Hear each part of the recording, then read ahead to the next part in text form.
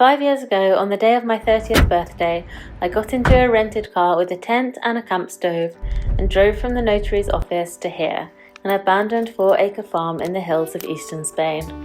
We had absolutely no experience in land management, DIY or renovating, no tools, equipment, water, electricity, heating, or basically any clue what we were doing.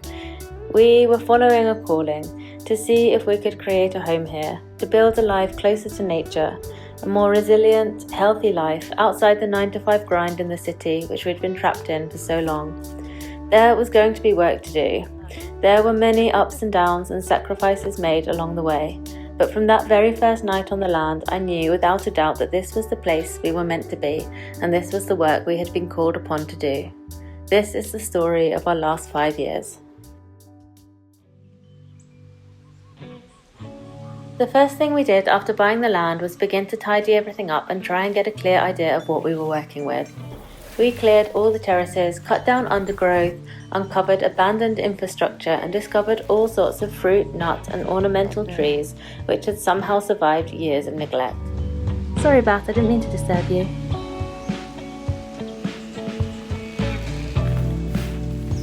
We created our first compost pile, hacked away a deep matted carpet of periwinkle from outside the front of the house, made some walkways through the wild but beautiful garden area, and as winter turned to spring, began to tentatively sow a few seedlings, hoping we might have figured out how to water them by the time summer hit.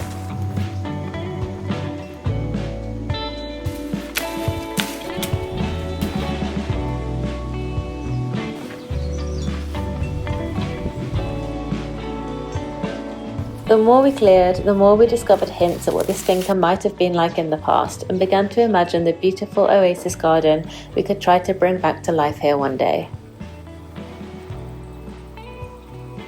Our immediate concern though was trying to figure out how to get out of the tent and into the little stone cottage. At this point, we were still both working in the city and renting a car to come up every weekend, but gradually things were getting more comfortable. We installed a modest solar system so that we would have some reliable power, and little by little we began emptying out the cottage, which had been closed up for at least 5 years, possibly closer to 10. The trash seemed never ending, and there are still areas of the land that we need to clear, but eventually, after some deep cleaning and a lick of paint, it was kind of possible to forget about all those rat droppings and actually imagine spending a night inside.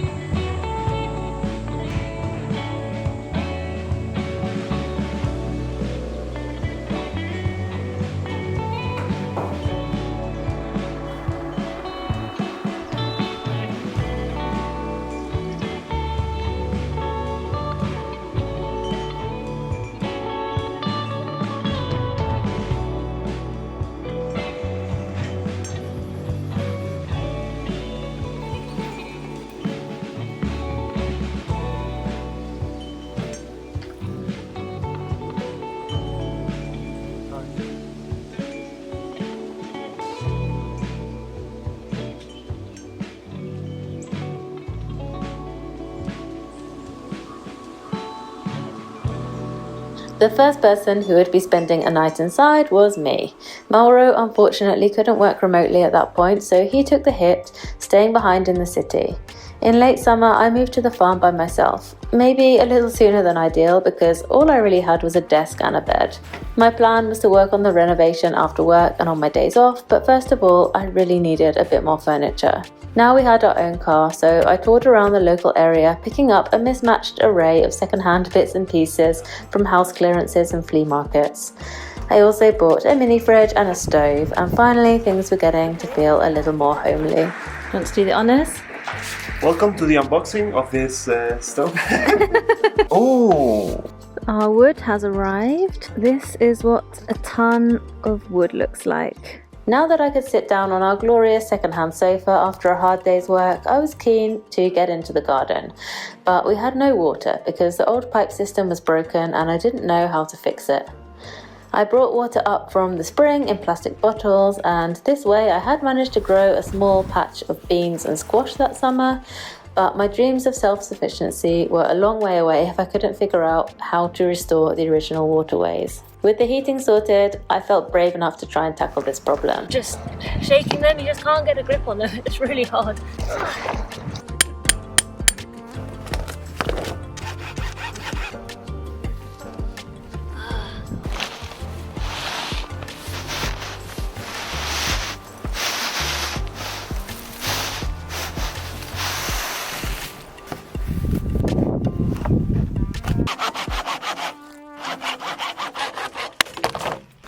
I took a week off work to do this and decided to keep things simple by just reconstructing the broken piping system exactly as it seemed to have been done previously. I kind of felt like it wasn't the best way of getting water from the spring into our deposits, especially since a long section of that pipe went underground and was broken in many places, but it was the best I could do at that point, given my knowledge and experience. Miraculously, the week I spent fixing those 300 meters of piping seemed to be good enough for now, and water began flowing into all of our deposits, eventually reaching the final one and rapidly beginning to fill it. It was an amazing end to the year, and an end that I really didn't expect. Having abundant and reliable water really unlocked everything else in the years ahead.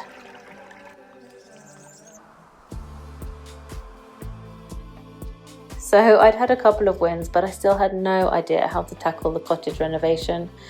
As for the enormous ruin, which also sits on the property and is hopefully going to be a full-size family home for us one day, let's not talk about that right now. In fact, let's save that for the next 5-year time lapse. In the tiny stone cottage, things were okay. There were no floors, there was no natural light, and the kitchen was just a porch open to the elements and all sorts of critters, but it was okay. There was only one renovation goal I really needed to achieve, and that was getting a hot, pressurized shower. I had no idea what a complicated endeavour that would turn out to be, and it definitely wasn't the easiest task I could have chosen for my very first DIY project. I made many mistakes, and the end result was truly the ugliest bathroom you've ever seen, but having spent the entire winter showering from a bag hung in a tree, I was absolutely delighted to get this job done. With water both in the deposit and miraculously flowing out of the shower head, I could now forget about the house for a little while longer and focus on the garden.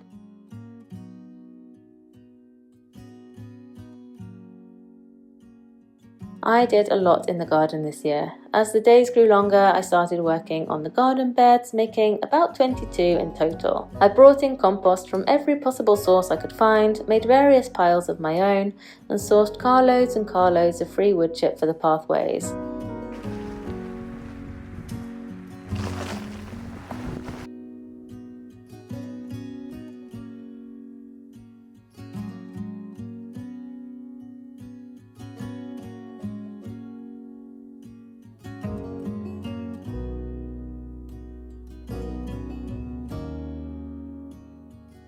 I tried various methods of getting the water out of the deposit and into the land, which is still an ongoing process. And at that point, I eventually just settled for a battery-operated pump, which remains one of my most used tools on the entire homestead, even though our water system has by now got much more sophisticated. I grew absolutely loads this year, and I learned so much growing in a new climate for the first time and had so much fun. As spring blossomed into summer, it finally felt like the hard work we'd been putting into the land was paying off. We had bumper crops of grapes, carob, squash, almonds, and just about every vegetable you could think of. That's a bendy one. Let me see, let me get a better angle. And I think there's a huge one in here as well. Yeah, of course there is. What? I'm gonna bring it back. It would be. Should start printing invites for the christening. We had also made loads of local friends at this point, and we rotated around each other's properties, helping each other in the harvests, and it was just such a lot of fun. Later that winter, we cracked open the first bottles of wine, which we had brewed with our neighbours' grapes, and although the results were a little bit hit and miss, it was still just such a fun experience. Meanwhile, I had also been integrating animals into our farm. We had already adopted 2 rescue cats and 1 little puppy shepherd dog who grew into the most loyal and actually extremely useful member of the family, and who now spends her time roaming around the land, keeping wild boars away from my vegetables and foxes away from our chickens. Yes, the chickens. They arrived at this point too.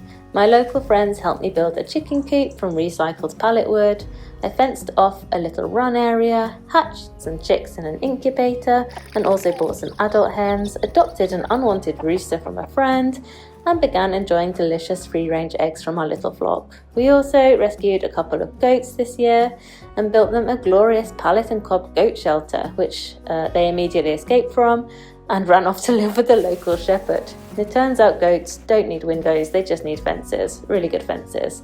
We did get them back a few more times, but in the end, after various fiascos and other life changes, we ended up letting the goats go and live with the shepherd permanently.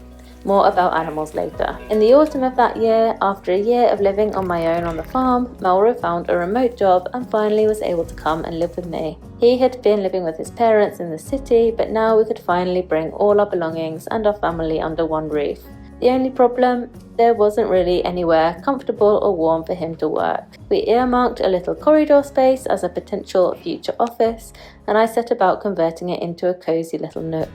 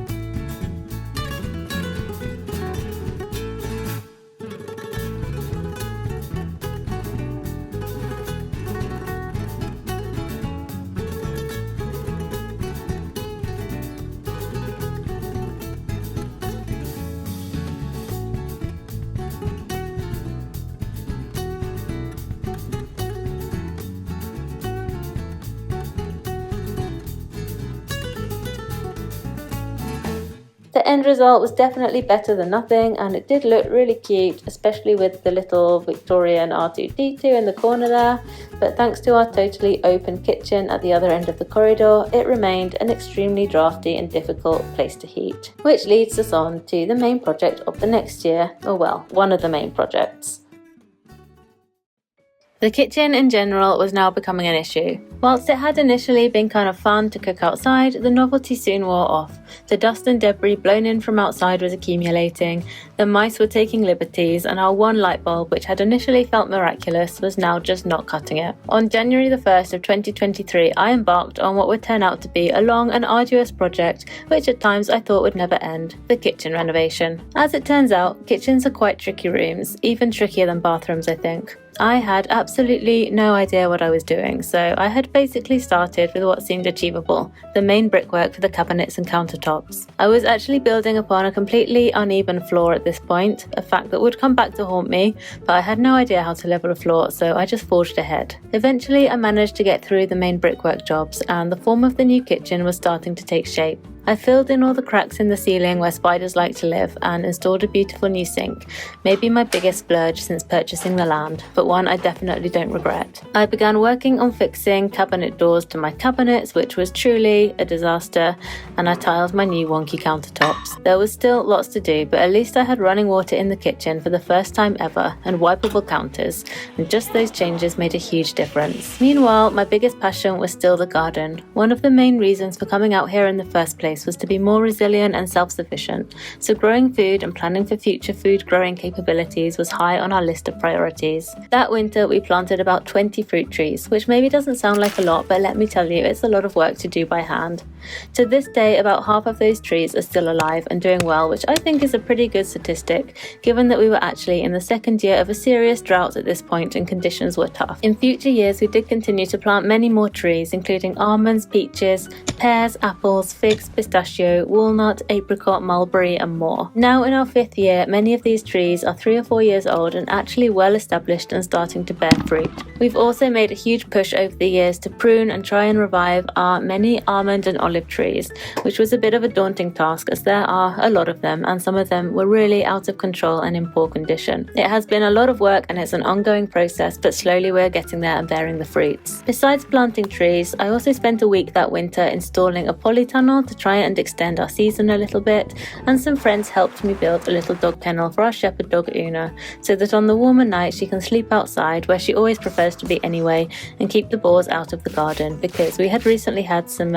infiltrations which we were keen not to repeat. Talking of animals, we actually had a new and much more welcome addition to the homestead. Without the goats, we were in need of a manure source, and I figured a less agile and honestly much more charming animal could be a donkey. In fact, I had always had a soft spot for donkeys, and when we heard about an adorable rescue needing a home urgently, I couldn't turn down the opportunity. We had our new goat shelter ready with no goats in it, and lots of lush spring grass for him to eat, so we welcomed Moses to our homestead. We actually had plans to look right away for a donkey friend for him, and even to buy him some more land so he could have a permanent big paddock space, rather than having to move him around temporary fencing. But before we could get started with any of that, we had another sudden arrival. Our beautiful little baby boy, Santi, arrived one summer evening 10 weeks early, and the subsequent months looked a lot like this. We had been caught out with the kitchen half renovated and the house nowhere near ready for a baby. And during the 2.5 months Santi spent in the hospital, Mauro used his early paternity leave to pull out all the stops trying to get things ready at home. A baby throws your life up into the air at the best of times, but an extremely premature baby even more so. We truly were pushed to our limits during this time, and looking back, it all feels like such a blur, and I don't know how we kept putting one foot in front of the other, but I guess that's it. You do. We just kept putting one foot in front of the other. Although it felt like everything was falling apart, in retrospect, I can see that it was actually all coming together. The pressure of the situation forced us to finally tackle and overcome some of the biggest issues with our little cottage. We had the old chimneys knocked down in the living room and the kitchen. We finally levelled all the floors in the house. We had proper doors and windows made and installed, and we reinstalled the stove so that it would have an exposed pipe running up through the living room and the bedroom, providing more heat. We hired builders to replace our old leaky roof, taking off all the original tiles, saving what could be reused, sourcing intact antique tiles to replace the damaged ones, and relaying everything again on a solid foundation with new mortar. We also tiled the bathroom, living room and kitchen in record time. In fact, we were making huge progress with the kitchen in general, and by the time Santi came home from the hospital, we had just finished a full renovation of the upstairs room, creating a cute little baby corner, which was a much needed sanctuary amongst the still very unfinished, but now much more livable cottage.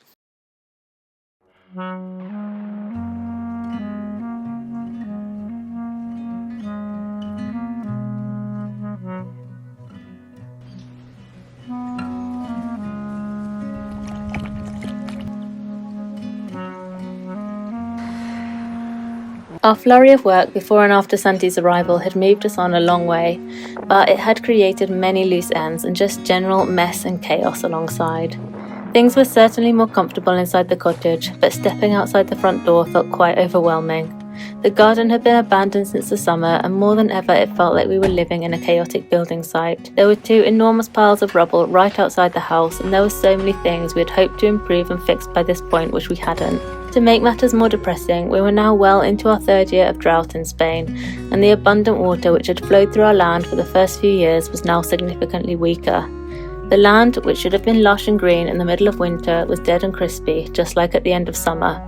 We hadn't seen significant rainfall in almost 2 years, and the aquifers and reservoirs were at dangerously low levels. I wanted to get back into the garden, my happy place, but if the drought didn't break soon, I genuinely wondered whether we would have enough water to maintain a garden that summer. As it turned out, my fears were correct, and although I tried to reorganize and tidy up as best I could, I realised I was going to need to seriously downsize the garden this year. I started building stone raised beds outside the house, which I thought would maybe be manageable, and they turned out to be a pretty big success, providing us with a modest harvest of tomatoes, peppers, fresh herbs and salad, which we were able to maintain despite very limited water.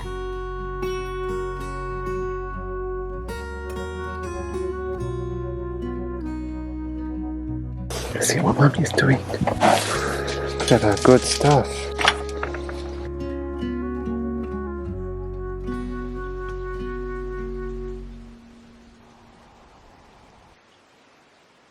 Meanwhile, our attempts to tame the chaos extended to some efforts to beautify the front of the house. Even if it was outside our capacity as new parents to embark on a site-wide clean-up, at least we could work on the immediate surroundings.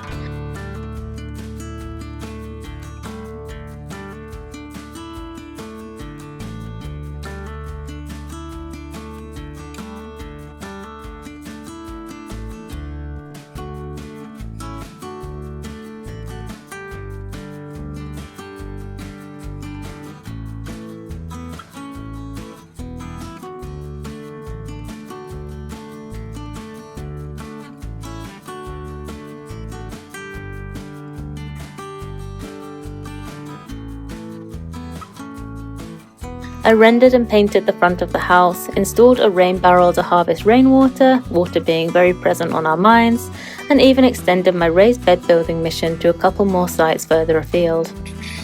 What are you doing in there?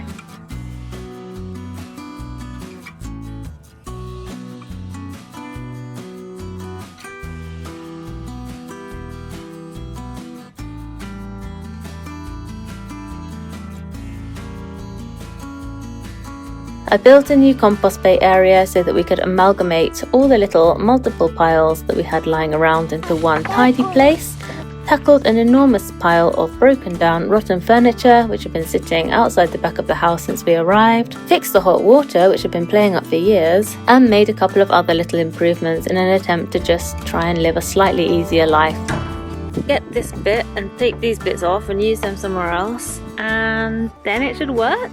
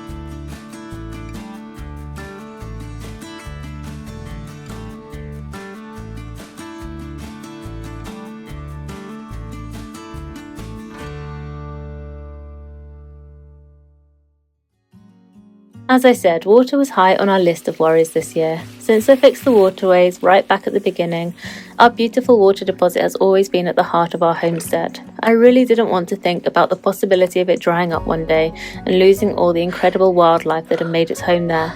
But as the months drew on with no rain in sight, that possibility looked more and more likely. We made the decision to install a backup water system at the top of our highest hill, a set of 12 IBCs which we could fill with a tanker if needed, and would provide a backup gravity-fed system to the whole farm. Getting this done was quite a challenge, but the gravity-fed system was amazing and allowed us to install a number of taps and other useful pieces of irrigation infrastructure around the homestead. It's now so much easier to access water when and where we need it, and we have plans to build on this gravity-fed system even more in the future.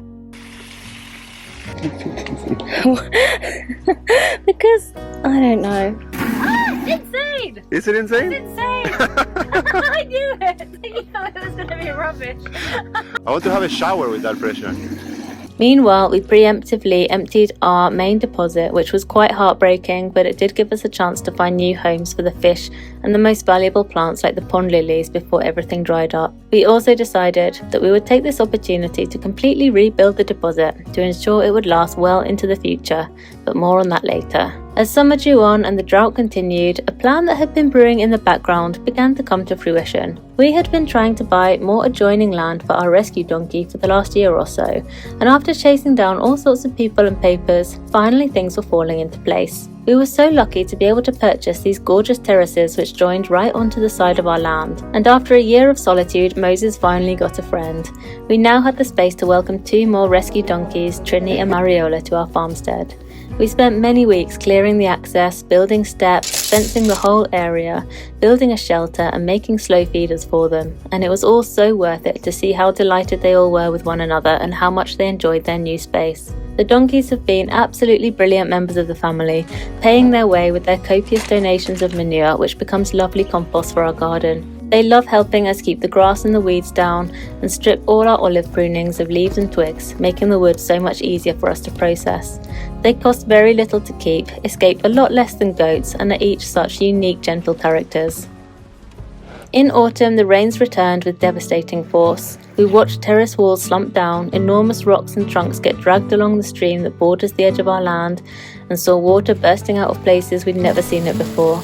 Around the country, aquifers and reservoirs filled to bursting, and areas of Valencia experienced catastrophic damage. Green returned to the land, and water returned in abundance to the spring.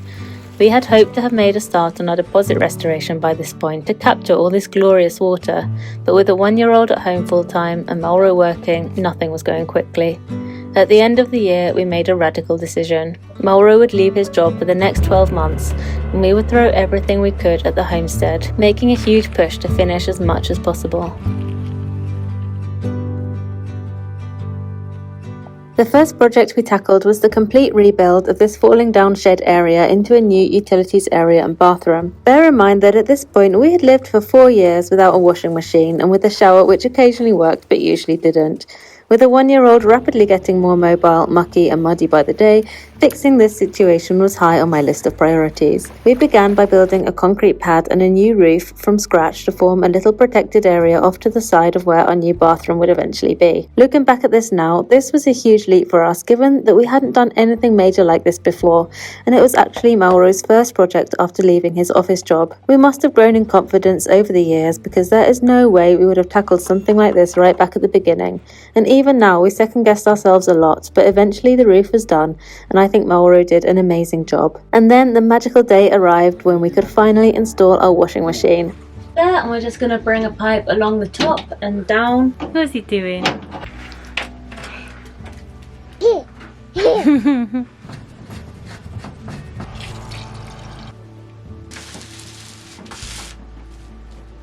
Putting that first load in was truly a highlight of our whole time here, and I could not believe how far we'd come since those early days when I lived here on my own and used to do my washing by hand in a bucket of cold water on the patio. Oh, sounds watery. Another project that was high on our agenda was the chicken situation. We had begun work on a big improved fence area for them a while back, but had basically managed to get a couple of posts in the ground and not much more. Now it had rained and the ground was a lot softer and easier to dig, and we managed to get the rest of the posts in without too much trouble.